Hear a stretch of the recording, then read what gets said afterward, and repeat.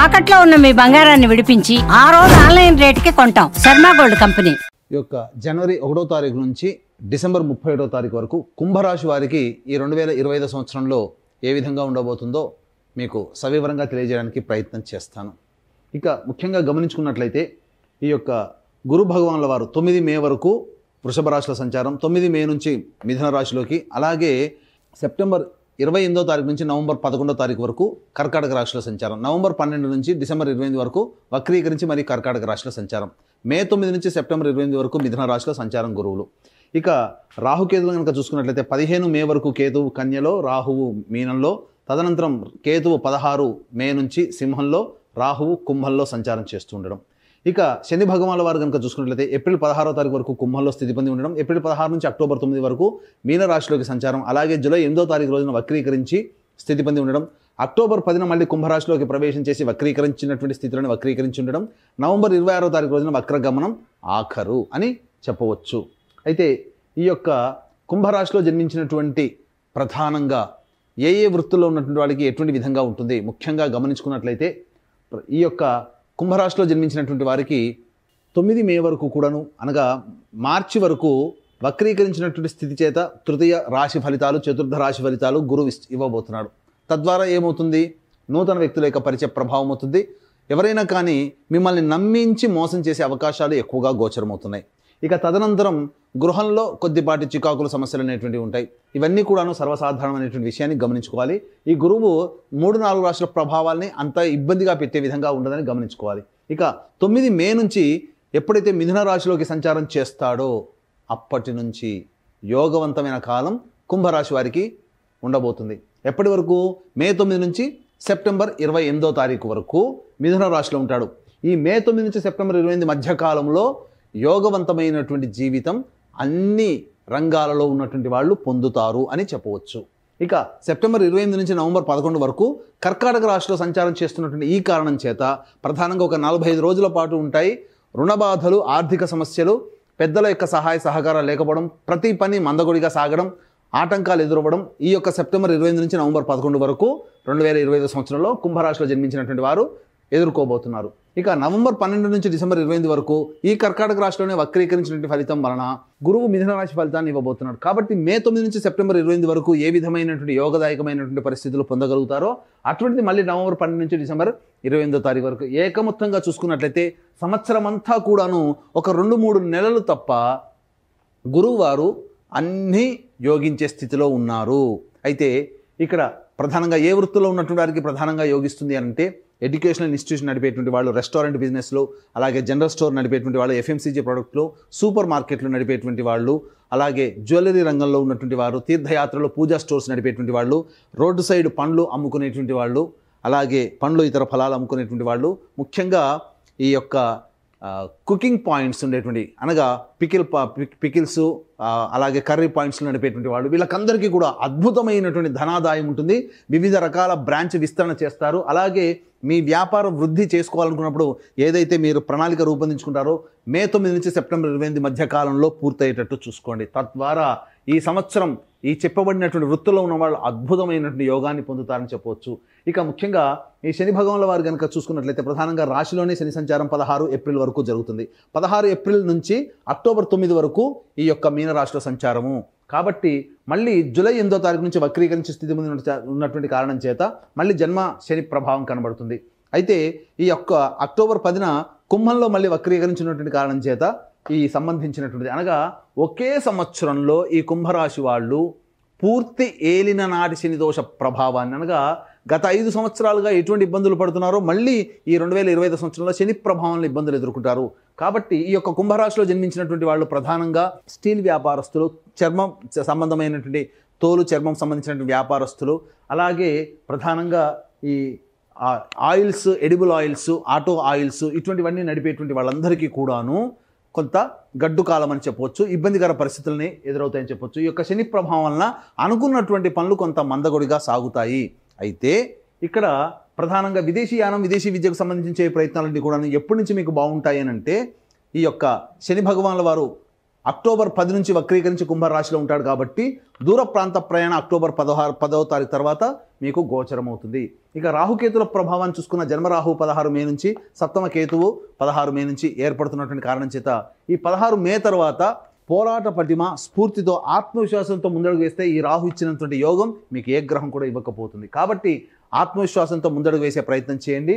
ఎక్కడ కూడాను అధైర్యపడకుండా ఉండి మీరు కనుక ప్రయత్నం చేస్తే ఈ యొక్క కుంభరాహు 16 మే నుంచి వచ్చేటువంటిది యోగాన్ని ఇస్తుంది. అయితే ఈ యొక్క 15వ తారీఖు మే వరకు రాహు మీనరాశిలో, కేతువు కన్యా రాశిలో సంచారం చేస్తున్నటువంటి కారణం చేత గృహంలో పలు చికాకులు సమస్యలు ఎదురవుతాయి. కుటుంబ సభ్యుల వ్యక్తుల మధ్య మనస్పర్ధలు వచ్చేటువంటి అవకాశం ఉంటుంది. మీ యొక్క వాక్యే మీకు ఇబ్బందికర పరిస్థితులు తెచ్చి వస్తాయి. కాబట్టి 16 మే వరకు కూడా మీరు వాక్కును ఎంత తక్కువగా వినియోగిస్తే అంత ఆనందంగా ఉంటారు. లౌక్యంతో వ్యవహరించండి. తానొప్పక నొప్పింపక తిరుగువాడు ధన్యుడు సుమతి అన్నట్టుగా ఈ కుంభరాశి వాళ్ళు 15 మే వరకు ఉండే ప్రయత్నాన్ని చేయండి. ఇక గమనించుకున్నట్లయితే ఈ యొక్క కుంభరాశిలో జన్మించినటువంటి కేంద్ర రాష్ట్ర ప్రభుత్వ ఉద్యోగస్తులకి అద్భుతమైనటువంటి అవకాశాలు గోచరమవుతున్నాయి.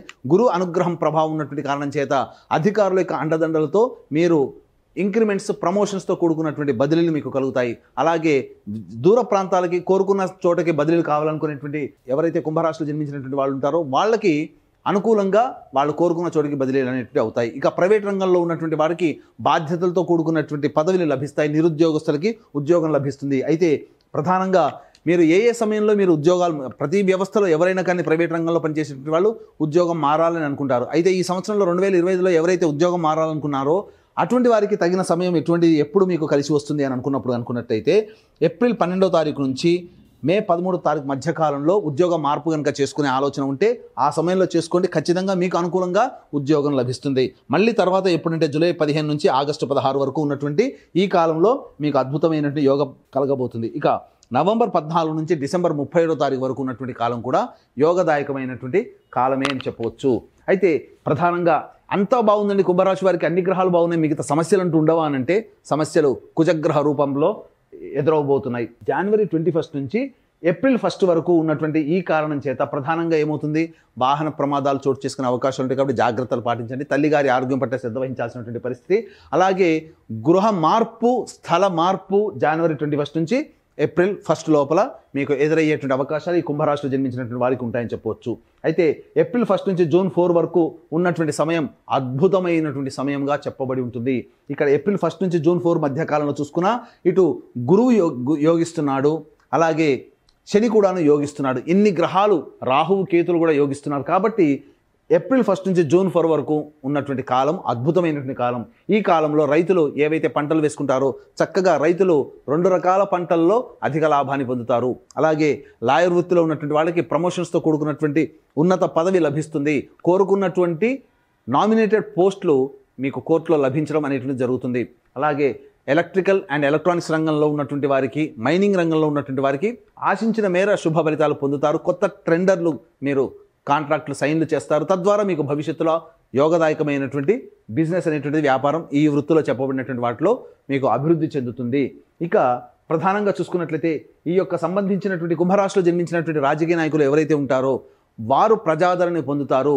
అయితే ఖర్చు అధికంగా ఉన్నప్పటికీ, ఫలితం లేకపోయినప్పటికీ పెద్దల యొక్క దృష్టిలో ఉండడం వల్ల, పెద్దల అనుగ్రహంతో ఏదో ఒక నామినేటెడ్ పోస్ట్లో ఈ కుంభరాశిలో జన్మించిన వారు పొందుతారని చెప్పవచ్చు. అయితే ఈ యొక్క కుంభరాశిలో జన్మించినటువంటి సినీ కళారంగ ప్రముఖులు, నాటక టీవీ రంగంలో ఉన్నటువంటి వాళ్ళు, 24 ఫ్రేమ్స్లో వర్క్ చేసేటువంటి వాళ్ళు, అలాగే సంగీతము, నాట్యము వంటి రంగాల్లో ఉన్నటువంటి వారికి అద్భుతమైనటువంటి యోగదాయకమైనటువంటి పరిస్థితి గోచరమవుతుంది. కొత్త కాంట్రాక్టులు వస్తాయి. నూతన ప్రాజెక్టులు సైన్ చేయడం ద్వారా ప్రజాదరణ కలిగినటువంటి వ్యక్తులుగా సంఘంలో పేరు ప్రతిష్టలు పెరుగుతాయి. దీంతో పాటుగా డబ్బు, ఆదాయం అన్నీ కూడాను పెరుగుతాయి. తద్వారా మంచి స్థితిలో ఉంటారని చెప్పవచ్చు. ఇక ఈ యొక్క కుంభరాశిలో జన్మించినటువంటి స్త్రీ పురుషులకి వివాహాది శుభకార్యాలు మే 9 నుంచి సెప్టెంబర్ 28 మధ్యకాలంలో జరిగి తీరుతుంది. కాబట్టి ప్రయత్నం చేయండి. తప్పకుండా దైవానుగ్రహం వల్ల అనుకున్నటువంటి సంబంధం మీకు వచ్చి చేరడం, తద్వారా భవిష్యత్తు జీవితం ఆనందదాయకంగా ఉండడం అనేటువంటిది మే 9 నుంచి సెప్టెంబర్ 28 మధ్యకాలంలో ఏర్పడబోతుంది. అయితే ఈ యొక్క రాశిలో జన్మించినటువంటి స్త్రీలకి ప్రధానంగా బాధ్యతలు ఎక్కువగా ఉంటాయి, కానీ ఫలితం తక్కువగా ఉంటుంది. చేసేది పెద్దలు, చేసేది పెద్ద బాధ్యత, దక్కేది ఫలితము తక్కువగా ఉండడం, తద్వారా మానసిక శ్రమ, శారీరక ఒత్తిడి ప్రభావం వల్ల కొంత అనారోగ్య సమస్యలకు గురయ్యేటువంటి అవకాశాలు ఈ యొక్క కుంభరాశిలో జన్మించినటువంటి స్త్రీలకి కలగబోతున్నాయి. అయితే ప్రధానంగా సంతానం కోసం ఎదురు చూసేటువంటి వ్యక్తులకి మే 9 నుంచి సెప్టెంబర్ 28 మధ్య కాలంలో సంతానం డెలివరీ కావడం కానీ, కన్సీవ్ కావడం కానీ జరిగేటువంటి అవకాశాలు ఎక్కువగా ఉన్నాయని చెప్పవచ్చు. ఇక్కడ ప్రధానంగా గమనించుకున్నట్లయితే ఈ యొక్క కుంభరాశిలో జన్మించినటువంటి ఇతర వ్యాపారస్తులు ఎవరైతే ఉంటారో వాళ్ళకందరికీ కూడాను యోగదాయకమైనటువంటి పరిస్థితి మే 9 నుంచి సెప్టెంబర్ 28 మధ్య కాలంలో గోచరమవుతుంది.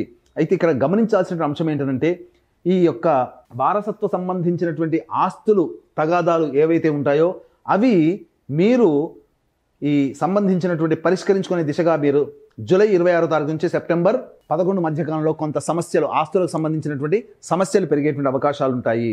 అయితే వీటి పరిష్కారం అనేటువంటిది కూర్చొని పరిష్కరించుకోగలిగితే అద్భుతమైనటువంటి మంచి స్థితిగతులు కలుగుతాయని చెప్పొచ్చు. ఈ జూలై 26 నుంచి సెప్టెంబర్ 11 ఈ మధ్య కాలంలో అనారోగ్య సమస్యలు తలెత్తేటువంటి అవకాశం ఉంటుంది. ఆపరేషన్స్ కోసం ఎదురు చూసి ఉండి ఒక డేట్ ఫిక్స్ కాలేదు ఇంతవరకు అనుకునేటువంటి వాళ్ళకి జూలై 27 నుంచి సెప్టెంబర్ 11 మధ్య కాలంలో ఆపరేషన్స్ జరిగి తీరుతాయి. అయితే ఇక్కడ డిసెంబర్ 5వ తారీఖు నుంచి డిసెంబర్ మాసాంతం వరకు కూడాను ప్రధానంగా ఉద్యోగంలో సమస్యలు, ఉద్యోగ మార్పులు గోచరమవుతున్నాయి. కాబట్టి జాగ్రత్తలు పాటించి డిసెంబర్ 5 తర్వాత ఉద్యోగంలో మార్పులు అనేటువంటివి ఉంటాయి. కాబట్టి తర్వాత చూసుకుంటే ప్రధానంగా గమనించాల్సిన అంశము జూన్ 4 నుంచి జూలై 26వ తారీఖు వరకు ఉన్నటువంటి సమయంలో కోపతాపాలు ఎక్కువగా వస్తాయి. ఎదుటి వారితో, జీవిత భాగస్వామితో విభేదాలు ఏర్పడే అవకాశం జూన్ 4 నుంచి జూలై 26వ తారీఖు మధ్య కాలంలో ఉంటాయి. కాబట్టి వ్యాపార భాగస్వాములతో కానీ, జీవిత భాగస్వాములతో కానీ, లేదా మీ ఇంటి కుటుంబ సభ్యులతో కానీ ఎక్కువగా కోపతాపాలు గురవకుండా జూన్ 4 నుంచి జూలై 26 వరకు మౌనాన్ని ఆశ్రయిస్తూ లౌక్యాన్ని ప్రదర్శిస్తూ ముందుకు సాగినట్లయితే చాలా సమస్యలు తగ్గుముఖం పడతాయని చెప్పవచ్చు. అయితే ఇక్కడ ప్రధానంగా ఈ యొక్క కుంభరాశిలో జన్మించినటువంటి వారికి జీవితం ఈ 2025 సంవత్సరంలోనైనా కానీ వారు అనుకున్నటువంటి పనులు నెరవేరాలనే ఒక సత్సంకల్పంతో కొన్ని మంచి కార్యక్రమాలు భవిష్యత్తులో చేపట్టబోతున్నాము. మీ యొక్క జాతకము పెళ్లి కాకపోతే మీ యొక్క జాతకము ప్రభావము, మీ తల్లిదండ్రుల జాతక ప్రభావము, మీ తోడబుట్టిన వాళ్ళ జాతక ప్రభావం కూడా మీ మీద ఉంటుంది. కుంభరాశిలో జన్మించినటువంటి వారికి ఒకవేళ పెళ్ళైన వాళ్ళు కనుక ఉన్నట్లయితే భార్య లేదా భర్త జాతకము, సంతాన జాతకము ప్రభావం కూడా మీ యొక్క జాతకం మీద ఆధారపడి ఉంటుంది. కాబట్టి ఇంట్లోని కుటుంబ సభ్యులు అందరి యొక్క అభివృద్ధి ధ్యేయంగా 2025 సంవత్సరంలో అన్ని రకాల సమస్యలు, జాతకరీత్యా కలుగు విద్య, వివాహ, ఉద్యోగ, దాంపత్య, సంతాన, అనారోగ్య సమస్యల నివారణకి మరియు గోచార రీత్యా 12 రాశుల వారికి శని ప్రభావం సంపూర్ణంగా ఉన్నటువంటి కారణం చేత ఈ యొక్క కుంభరాశిలో జన్మించినటువంటి వారికి సర్వదోష నివారణ పూజల, హోమాలు ప్రతి నెల ఒక్కొక్క పుణ్యక్షేత్రంలో 12 నెలల పాటు ఈ సంవత్సరం 2025 సంవత్సరం మొత్తం కూడా చేయించడం జరుగుతుంది. దీనికి శ్రీకారం జనవరి 13వ తారీఖు రోజున శ్రీకాళహస్తిలో కానీ, శ్రీశైలంలో కానీ జరపబోతున్నాం. ఆ దారభ్యత ప్రతి నెల మీ కుటుంబ సభ్యుల గోత్రనామాలతో చేయించడం జరుగుతుంది. అవకాశం ఉన్న వాళ్ళు కార్యక్రమ వివరాలు, రిజిస్ట్రేషన్ ఎలా తెలుసుకోవాలో కార్యక్రమ తదనంతరం కాంటాక్ట్ చేసి పూర్తి వివరాలు తెలుసుకోవచ్చు. అదేవిధంగా తండ్రి వైపు, భర్త వైపు 6 తరాలు, తల్లి వైపు, భార్య వైపు 3 తరాల్లో ఏవైనా దుర్మరణాలు, కుటుంబంలో దుర్మరణాలు ఉన్నా, అలాగే road accident, fire accident, suicide attempt మరియు 60 సంవత్సరాల లోపల కుటుంబ సభ్యులు ఎవరైనా చనిపోయినా అవి పితృదోషం అని అంటారు. కాబట్టి ఇటువంటి పితృదోష పరిహారార్థమే ప్రతి నెల మా పీఠం ఆధ్వర్యంలో పితృదోష నివారణ కార్యక్రమాలు నిజాయితీగా చేయించడం జరుగుతుంది. అవకాశం ఉన్న వాళ్ళు కార్యక్రమ తదనంతరం కాంటాక్ట్ చేసి పూర్తి వివరాలు తెలుసుకోవచ్చు. ఇక ఈ యొక్క కుంభరాశిలో జన్మించినటువంటి వారు జాతకరీత్యా ఈ సంవత్సరం అంతా కూడా బాగుండాలంటే ఎటువంటి పరిహారాలు పాటించుకోవాలి? ముఖ్యంగా ప్రతిరోజు దత్తాష్టకం, కాలభైరవాష్టక పారాయణం చేయడం, ప్రదోషకాల సమయంలో శివాలయం సందర్శనం తరచూ చేసుకోవడం, అర్చనాది కార్యక్రమాలు చేసుకోవడం ద్వారా మీ సమస్యలు పరిష్కారం అవుతాయి. ఇవి మీకు సాధారణంగా వచ్చే సమస్యల పరిష్కారానికి. మీరు ఎక్కువగా ఇబ్బందులు ఎదుర్కొంటున్నారు అని అంటే మీ యొక్క జన్మజాతకంలో నడిచేటువంటి గ్రహ దశాంతర దశల యొక్క ప్రభావాలు. కావున దగ్గరలోని మంచి ఉపాసనా పరులైనటువంటి జ్యోతిష్యుని సంప్రదించి వారి సలహాలు, సూచనలు కనుక పాటించినట్లయితే మరింత మెరుగైన జీవితాన్ని పొందుతారని ఆశిస్తూ సర్వం శ్రీ ఉమామహేశ్వర పరబ్రహ్మార్పణమస్తు.